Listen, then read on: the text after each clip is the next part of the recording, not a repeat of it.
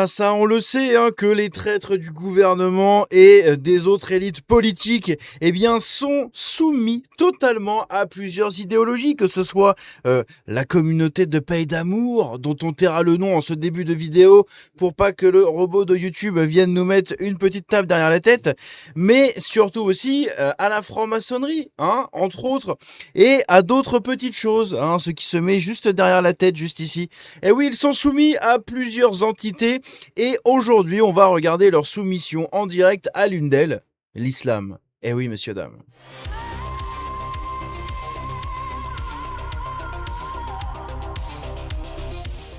Dans cette vidéo, donc, on a ici, ça a été trouvé par tout simplement French Carcan, donc un grand bravo à lui d'avoir vu cet extrait. Ici, on a un espèce de la quintessence même de la soumission républicaine aux idéologies qui lui veulent du mal. Voilà, aux idéologies que pour la République c'est masochiste, hein, tout simplement, puisqu'ici nous allons voir plusieurs grandes personnalités politiques et autres élites diverses et variées qui vont afficher leur soumission totale à l'islam lors de cette célébration du centenaire de la construction de la Grande Mosquée de Paris qui apparemment date de 1926. Et dedans, vous allez voir que il y a Laurent Nunez, hein, dont on sait qu'il est franc-maçon. On sait également qu'il avait déclaré il y a quelque temps qu'il ne serait pas le ministre qui interdirait le voile, etc. Qu'il ne veut pas lutter contre l'islamisation de la France, puisque ça va dans le sens de l'amour, de toutes les cultures et je ne sais quoi. Mais on a aussi Valérie Pécresse et Emmanuel Grégoire, hein, les membres de la région d'Île-de-France pour Valérie Pécresse et le maire de Paris. On a Ségolène Royal, évidemment, dès qu'il y a une babouche à sucer... vous inquiétez pas que Ségolène elle est dans le coin. Et on a Aurore Berger. Aurore Berger qui, il y a pour la loi euthanasie, nous disait que non, c'est pas bien, c'est pas bien, c'est pas bien. Mais derrière qui en même temps va ici se soumettre à l'islam. C'est assez rigolo. Je pense qu'avec cette vidéo-là, je vais me faire beaucoup d'ennemis si elle pète, hein, si elle explose, si elle fait beaucoup de vidéos. Oh, si elle explose. Bon, petit jeu de mots. Je vais me faire beaucoup d'ennemis, je pense, avec cette vidéo. Mais c'est pas grave, hein, il faut dénoncer ça et il faut le montrer. C'est parti.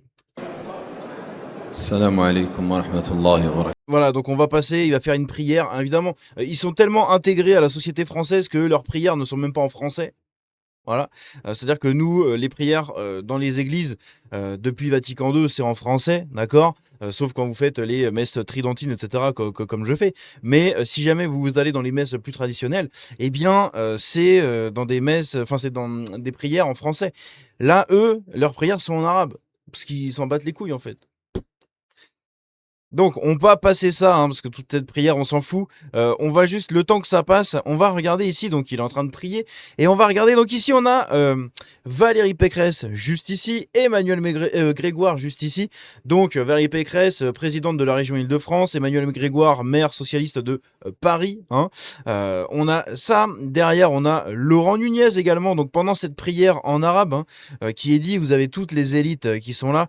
Là, on a, je sais plus comment il s'appelle, lui, là, avec ses lunettes, là, mais c'est le recteur de la Grande Mosquée de Paris. Chemseddine quelque chose, hein, il me semble. C'est celui qui avait critiqué le canon français, parce qu'en fait, il mange du porc. Donc, vu qu'il mange du porc, bah, c'est discriminant pour les musulmans.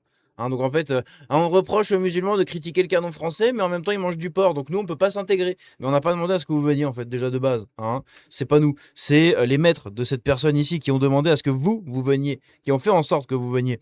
Donc ici on a Laurent Nunez, hein, évidemment juste ici, qui le binational, haineux de la France, haineux du peuple français, sans couilles, traître, tout ce que vous voulez, comme d'hab en fait, comme beaucoup d'autres, hein, et qui obéit waf waf à ses petits maîtres. Et oui, comme d'habitude, puisqu'il est franc-maçon, et il a déclaré qu'il ne lutterait pas contre l'islamisation de la France, n'est-ce pas? Tout comme le RN, hein, d'ailleurs. Bref, on continue. Donc, pendant la prière, voilà, ça hoche des têtes, ça comprend pas un foutu mot de ce qu'il dit, il aurait pu les insulter sur 6 générations, ils en ont rien à foutre. On a Jean-François Copé qui... si, je crois que c'est... Attends, je crois que c'est Copé, lui, hein. Jean-François Copé, je crois que c'est lui. Putain, j'oublie à chaque fois, je les confonds. Ouais, si, c'est ça, c'est lui. Je les confonds tout le temps à chaque fois, ces mecs-là. Je sais pas pourquoi je le confonds avec Alain Juppé. Ils ont pas la même tête, mais leur nom, je les confonds tout le temps. Donc, Jean-François Copé qui est juste ici. On a qui d'autre? Ici, on a Ségolène Royal juste là, hein, donc à droite, enfin à la gauche de Emmanuel Grégoire. Donc Ségolène Royal, c'est pareil. Hein. C'est. Est-ce que j'ai vraiment besoin de décrire ça? Non, pas du tout. C'est vraiment dès qu'il y a une babouche à lustrer, elle a déjà la langue de sortie. Hein. Vous inquiétez pas pour elle, ça va bien se passer. Donc, on a qui d'autre? On a Aurore Berger. Aurore Berger qui fait partie d'un gouvernement soumis au petit truc derrière la tête, mais visiblement soumis aussi à la barbe. Hein. Putain, c'est le combo des deux. C'est incroyable. C'est assez intéressant. Écoutez, pourquoi pas. Celle qui nous disait oui, la lutte contre l'entrisme de l'extrême droite, je sais pas quoi dans les institutions, je sais pas ce qu'elle nous racontait là.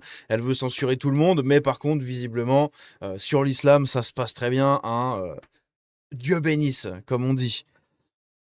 Je salue Donc ici, on a Valérie Pécresse qui commence un discours et on va écouter. C'est là que ça va commencer à devenir intéressant quand ils vont parler, vous allez voir. tous les représentants des cultes et le premier d'entre eux, cher Dalil, nous rendons hommage à un siècle d'histoire française. Ah, l'islamisation de la France, un siècle d'histoire française. Ah putain, je l'avais pas vu venir celle-là. Intéressant, t'aurais pu dire un siècle d'histoire espagnole. Oui, parce que l'islamisation de l'Espagne, d'accord. D'histoire française, non, on les a foutus à la porte en 740 avec Charles Martel, hein, ciao. C'est encore une fois 732, 742, je sais jamais, putain. Bataille de Poitiers, je crois que c'est 732, hein. Je confonds toujours les deux. Je vais vérifier une bonne fois pour toutes dans cette vidéo. 732 contre les Omeyyades. C'est donc ça. Donc en 732, on les a foutus en dehors du royaume de France, d'accord. On les a repoussés en fait derrière les Pyrénées. Et il a fallu une alliance de la franc-maçonnerie, des communistes et de tous ces gens-là pour les faire venir à nouveau, d'accord, avec les idées des Lumières, la Révolution et tout ce que vous voulez, pour les faire venir à nouveau en France. Hein. C'est-à-dire que pendant 1000 ans, eh bien, la France a lutté contre, voilà. Et il a fallu que ces petites personnes ici, malfaisantes, comme ça, qui font partie du Grand Orient de France, etc., entre autres, hein, eh bien, les fassent venir et maintenant se soumettent entièrement. Voilà, c'est magnifique. Hein. Donc maintenant, c'est l'histoire française. Intéressant. À un siècle de dialogue entre les cultures. Oui, par des coups de couteau, etc. Oui. Premier regard, la grande mosquée de Paris émerveille. Son minaret qui s'élève vers le ciel. Magnifique, la grande mosquée de Paris émerveille le monde. Ah. Son minaret incroyablement réalisé, oh là là, par les meilleurs ingénieurs du monde entier. Eh oui, nous on construisait des cathédrales quand ils étaient à d'autres dromadaires quand même. Hein, c'est écoutez, c'est intéressant hein, parce que à part dans les grandes villes de la péninsule arabique, le reste du temps, c'était un peu le bordel. Hein. Dans les tribus et tout, ça se foutait sur la gueule, ça tout le monde, ça égrangeait tout le monde. C'était très compliqué. Genre, je parle même pas des populations noires là-bas qui étaient réduites à un état lamentable. J'en parle même pas. Voilà. Mais visiblement, la grande mosquée de Paris, quel édifice incroyable. 100 ans de lumière. Hein. On parle de lumière pour l'islam. C'est plutôt les ténèbres, hein, l'islam. Hein. On va pas se mentir. Hein, c'est-à-dire que c'est une religion qui moyenâgeuse, qui soumet les gens, qui les rabaisse. D'accord. C'est pas du tout la lumière, la vérité et l'amour comme on a avec le Christ. Ça n'a rien à voir. Mais bon, 100 ans de lumière. Écoutez. Alors oui, la grande mosquée de Paris est aujourd'hui un phare spirituel régional, un phare spirituel national, un phare spirituel bien au-delà de nos frontières. Monsieur le grand recteur de la très grande mosquée. Oh, ça y est, Emmanuel. Ah, vas-y. Vas-y, tire la langue, on va t'en mettre plein la bouche là. Vas-y, c'est parti. Comme mon fils a l'habitude de l'appeler. Ah, son fils, Emmanuel Grégoire, il connaît très bien le recteur. Intéressant, je dis ça, je dis rien.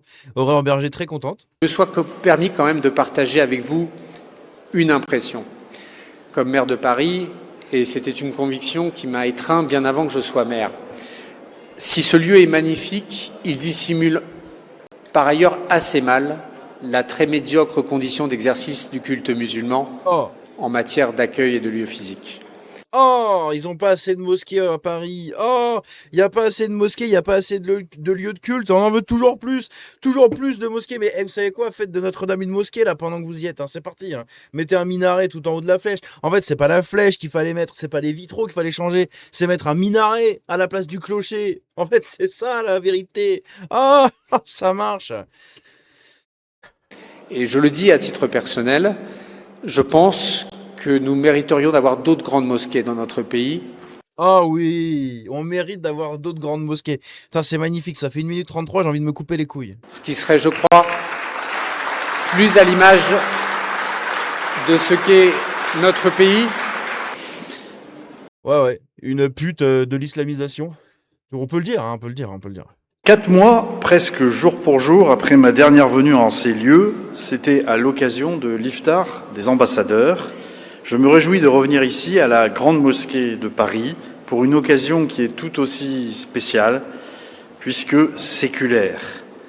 Depuis 100 ans, la Grande Mosquée de Paris se tient immuable, indissociable, entre la France et l'islam. L'histoire démontre que l'édification de la Grande Mosquée de Paris ne fut pas exempte de controverses. Déjà, hier, certains contestaient la légitimité de donner à l'islam une place visible dans l'espace national. Bah, quand c'est une religion qui veut notre mort et notre destruction, à un moment, t'as pas trop envie de la faire venir chez toi à la base. C'est pour ça que les rois catholiques, avec le peuple, les armées et les coalisés, on va dire l'union des catholiques en Europe, ont toujours lutté contre. D'accord? C'est parce qu'on sait très bien ce qu'ils veulent faire. C'est tout, hein. Et c'est pas la taquia qui va arranger la chose. Hein, on sait très bien ce qu'ils dissimulent sous leur petit sourire. Mais bon, visiblement, des gens comme Laurent Nunez sont très heureux de tout ça. Hein. Évidemment, vive la France. Hein. Déjà hier, certains voulaient opposer l'identité française et la confession musulmane. Bah, en même temps, l'identité française ne s'est pas faite avec l'islam. Hein. Au contraire, elle s'est faite en luttant contre l'islam. C'est en combattant l'islam que les Français ont retrouvé dans pas mal de périodes, comme par exemple, je ne sais pas moi, les croisades. Ils ont retrouvé un élan. C'est même pas du patriotisme, puisque là, ça n'avait plus vraiment de rapport avec la France, quoique. Mais c'était au-delà de ça, c'était la foi, d'accord? C'était la défense de la foi. Donc l'identité française et chrétienne, catholique, s'est fondée sur ce combat et cette défense contre les attaques de l'islam. Voilà. Sauf que il a fallu attendre, encore une fois, des petits francs-macs comme lui pour... hein, vous voyez. 100 ans après, ces tentations n'ont évidemment pas disparu. Elles prennent la forme d'amalgames, de discours haineux, de discriminations notoires, Bon, je vais pleurer, tiens. jusqu'aux violences physiques les plus ignobles. Oh là là là là, les violences physiques. Oh là là là là là là. Ce qui s'est passé quoi en 2014, en 2015 pardon, et en 2016, d'accord? Et jusqu'à très récemment, on a commémoré quoi il y a quelques jours, hein, les 10 ans de quoi, Laurent Nunez, d'accord? C'est quoi? C'est un fou parmi tant d'autres qui a fait un acte? Non, non, ça a bien été fait au nom d'une religion et d'un dieu, voilà, contre les autres. Et c'est ce que tu es en train de vénérer là-dedans. Et immondes. Parce que si vous regardez la date, elle est hautement symbolique, je viens juste de la voir. Moi, je pensais que c'était d'hier ou avant-hier, donc à l'heure où j'enregistre cette vidéo, enfin d'hier ou aujourd'hui. On est le 17 juillet 2026, d'accord, quand j'enregistre cette vidéo. Je pensais que la vidéo datait du 16. Non, elle date du 15, le lendemain des 10 ans de ce qui s'est passé à Nice, cette soirée-là.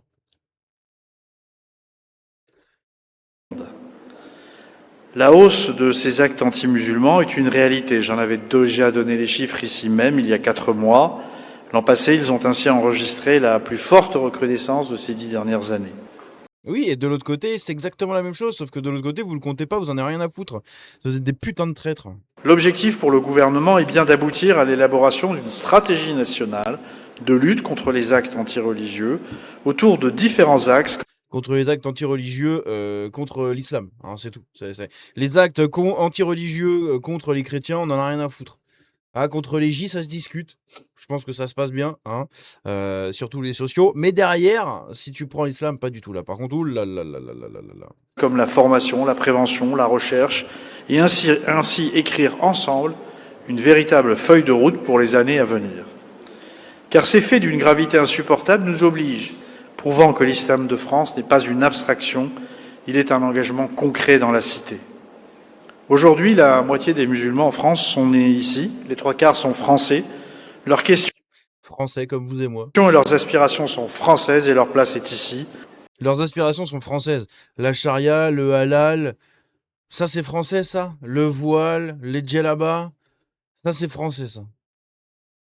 Ça c'est français ça. Dégorger des moutons vivants pour l'Aïd, c'est français ça. Très bien. Car nous partageons bel et bien des combats communs contre la haine, l'ignorance et le rejet qui s'attaquent comme un poison à l'unité républicaine. Dans ce combat, nous avons des alliés, les imams d'abord, qui peuvent enseigner une religion de paix. Oh là là, oui, de paix, d'accord, ça marche. De paix, le lendemain des 10 ans de la soirée du 14 juillet 2016 à Nice. Le mec nous dit, ouais, ils sont en train d'enseigner une religion de paix. Oh, c'est beau. Oh, vas-y, apaise-moi encore plus là, vas-y Mohamed. Vas-y. Putain, c'est incroyable. En fait, c'est Mohamed Nunez. Il y a 100 ans, le premier recteur de la Grande Mosquée de Paris, Si Kadir Ben Gabrit, parlait de l'union éternelle de la France et de l'islam. L'union éternelle. L'union éternelle. Éternelle. L'union éternelle. Il s'est passé quoi en Terre Sainte? L'union éternelle de la France et des musulmans et de l'islam. Oh, l'union éternelle. Oh putain, elle est incroyable celle-là, je l'avais pas entendue. Pourtant, rien n'est jamais acquis, et ce lien se construit, se protège, se transmet. Cet édifice, depuis 100 ans, est un des lieux, parmi les 2500 mosquées que compte aujourd'hui le territoire national, magnifique, encore où plus. cette œuvre se poursuit. Alors merci, Shems, pour cette cérémonie importante pour le gouvernement français. Il était important que je sois présent, représentant le gouvernement, représentant le président Les francs-maçons représentent... Ah non, pardon. de la République, dont je salue la présence de monsieur le directeur de cabinet, que ce message, qui est un message de tolérance et d'humanité, soit bien le symbole de la soirée que nous venons de vivre ensemble, et cette idée que nous pouvons tous vivre ensemble, et que comme ministre de l'Intérieur, c'est mon rôle, c'est mon job, de poursuivre l'islamisation de la France parce que je suis soumis à mes maîtres. Waf. C'est pas ça qu'il allait dire, mince, je me suis emporté. de veiller à ce que ce soit toujours le cas, et soyez assurés que je le fais avec beaucoup de détermination, avec oui. une grande exigence, une grande fermeté, Ça, on le mais sait. aussi, surtout, avec beaucoup de conviction dans le fait qu'il est parfaitement possible que nous vivions tous ensemble dans ce grand pays, dans cette République qui est la France. Ça marche. C'est rigolo, hein. C'est rigolo. Et les coups de couteau, et les pointages, et les salles blancs, les salles guerres, et les attaques contre les églises, et j'en passe. Hein, on peut vivre ensemble. Hein. Bah écoute, on va s'installer en Algérie, on va aller poser des mosquées des églises un peu partout. On va construire des cathédrales monumentales en plein cœur d'Alger, et on va voir un peu comment ça va se passer. Très rapidement, à l'occasion du centenaire, nous avons élaboré auprès de la Monnaie de Paris une médaille du centenaire de la Grande Mosquée de Paris que je remets aujourd'hui à Monsieur le ministre de l'Intérieur, Laurent Nunez. Merci beaucoup. Et là, vous avez vraiment la symbolique de la République maçonnique soumise à l'islam. Et on n'est pas prêt de s'en sortir. Hein. Je vous le dis tout de suite, on n'est vraiment pas prêt de s'en sortir. Avec ce genre de discours, on est littéralement pas prêt du tout de s'en sortir.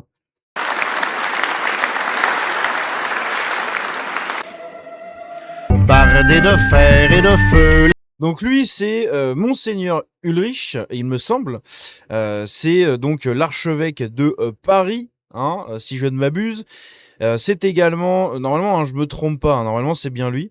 C'est également celui qui a permis le changement des vitraux de la cathédrale Notre-Dame. C'est également celui qui a permis les spectacles abominables LGBT, je ne sais quoi, dans les églises lors de la Nuit Blanche à Paris, qui s'est déroulée pendant plusieurs jours.